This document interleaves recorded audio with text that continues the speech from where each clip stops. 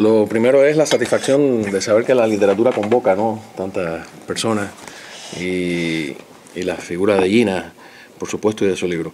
Yo escribí un artículo sobre este libro, entusiasmado, con toda sinceridad, con lo que había leído, y pensé, dudé a la hora de mandarlo, porque como bien decían aquí, todo el mundo sabe el aprecio que siento por Gina, y podía ser sospechoso de no ser sincero, ¿no? Pero lo primero que quiero decir aquí es que quienes leyeron ese artículo sepan que lo que digo allí lo digo con toda sinceridad. ¿Y qué decía, para quienes no lo habían leído? Primero, que Gina se había escrito una magnífica novela, pero una magnífica novela que no era una novela cubana, que no era una novela feminista, que no era una novela costumbrista, que era sencillamente una obra literaria en sí misma. Yo no tuve la oportunidad de asistir a la presentación inicial en la Feria del Libro, pero Roberto Viscón, el director del noticiero de nosotros, estuvo allí y me contó que alguien le había echado en cara a Gina que ella no admitía ser una escritora cubana. Y creo que te pusieron de ejemplo a la Avellaneda, y me contaron ahí más o menos, ¿no? Y entonces, claro, yo me imagino que esa persona no había leído el libro, porque era la primera presentación. Entonces, te enfrentabas un poco al público sin que el público hubiese leído el libro. Me imagino que aquí ya hay algunas personas que han tenido la oportunidad de acercarse a él, y entonces ahí, digamos, el diálogo va a ser más interesante, ¿no? Porque precisamente lo que ella trata de hacer, a mí me da la impresión en el libro, es eso. Es decir, yo no quiero ser vista como una escritora cubana, ni quiero hacer una novela donde aparezca lo que se espera de una escritora cubana actual. No quiero ser vista como una mujer escribiendo literatura, sino simplemente como alguien que está narrando una historia independientemente de si es mujer o de si es hombre. Me imagino que en algún momento soñó que si podía borrar el nombre y que alguien pudiese acercarse al libro, y claro, el protagonista o la protagonista es una mujer, pero hay muchos libros escritos por hombres donde la protagonista es mujer, que si alguien pudiese acercarse al libro sin saber, sin conocer al autor, pues no tuviese que estar buscando feminismo dentro de la literatura. De hecho, la trama, esa trama que podría ser subyacente en otras obras, ahí está en un primer plano, ¿no? Esa angustia tremenda de una escritora que no quieren que la encasillen en ninguna de esas modas literarias que rondan sobre todo a las escritoras cubanas, ¿no? Hay algunas páginas en que lo dices casi con ánimo de polémica, y eso también es maravilloso. Independientemente de eso, hoy yo estaba comentando con mi esposa y estaba repasando el libro en la mañana, ¿no? Uno ya tiene tiempo hasta de repasar libros en la mañana, ¿no? Se trabaja poco ya. Y a mí me maravillaba esa forma de armar la oración, donde hay un lirismo, pero está contenido. A veces los escritores cubanos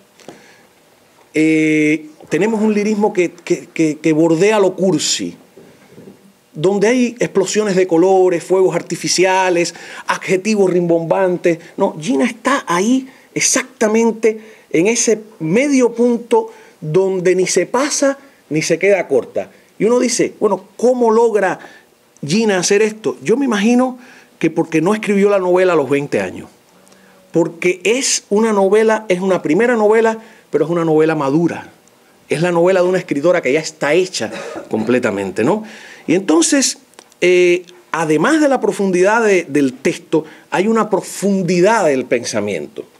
Y hay una profundidad de la angustia de un ser humano ante el desarraigo, como yo lo veo, ¿no? Es una novela sobre el desarraigo y es una novela contra el conformismo. Hay un personaje que parece secundario, pero que es muy importante, que es tú, o el guía tuyo, ¿no? Pero el guía de la protagonista en la India, que es un hombre que ya sabe cuál es su destino, que sabe cuál va a ser su esposa, cómo van a ser sus hijos, cómo va a ser su vida. Y la protagonista reflexiona, ella que es una inconforme total, que es una rebelde nata, y dice, bueno, ¿y este personaje cómo es posible que está feliz, entre comillas, con esa vida que le tocó y no se plantea grandes rebeliones éticas, estéticas ni emocionales, ¿no?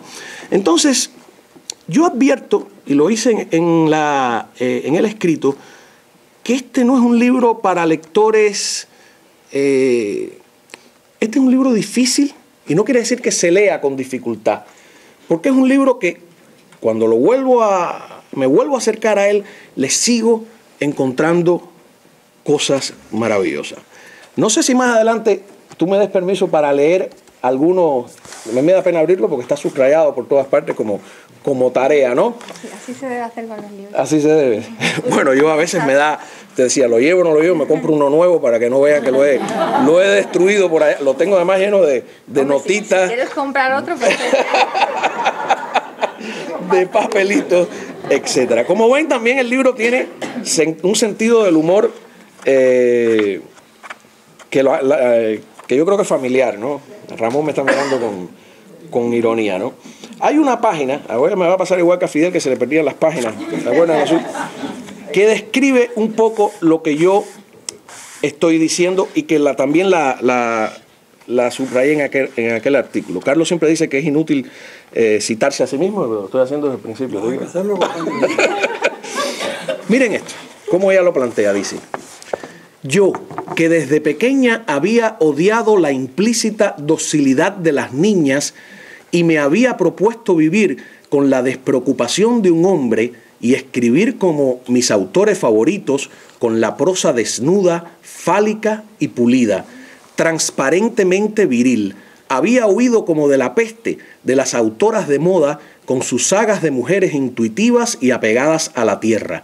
Las novelas que más arpullido me provocaban eran las que en mis envenenados informes de lectora, porque el personaje es una lectora de una editorial, dice, clasificaba como odoramas tropicales.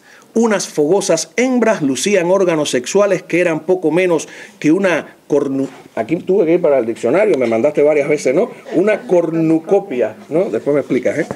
De fragancias tórridas, criaturas voraces que entre las piernas escondían un gran batido de papayas, mangos, anonas y otras frutas salvajes. Y por ahí sigue. Hay alusiones directas, yo veo escritoras exactas aquí en esta frase y en esta otra. Y para terminar, si encuentro la página, hay una escena de amor tan hermosa. ¿Por qué es tan difícil describir una escena de amor, no? Yo recuerdo a Carpentier que en El siglo de las luces hace un truco que le sale muy bien, que cuando los personajes, ya no me acuerdo de los nombres, ¿no? Esteban era uno y entran en el camarote del barco y se va a producir la escena de amor, él corta. La omite completamente. Y es tremendo, ¿no? Porque está muy bien. Luego, la literatura que hemos tenido en los últimos tiempos, pues es excesivamente descriptiva, para bien o para mal. A veces sale bien o a veces no. Entonces, yo sé que este es el final, pero queda un pedazo. Gina hace una cosa tremenda, ¿no? Los personajes entran en la habitación, como en El siglo de las luces, no se parecen nada, pero... Y miren este párrafo, dice: entramos abrazados a mi habitación y sin mediar palabras nos desvestimos con la naturalidad de dos hermanos incestuosos. Las manos, que se tocaban y se acariciaban, lo hacían con pausa y ternura. No era ardor ni fogaje lo que desgranaban nuestros cuerpos, sino la calidez de la protección mutua. Desnudo, Tomás Pineda era una sombra afilada y su único punto de luz emanaba del resplandor negro de su gruesa y lisa melena.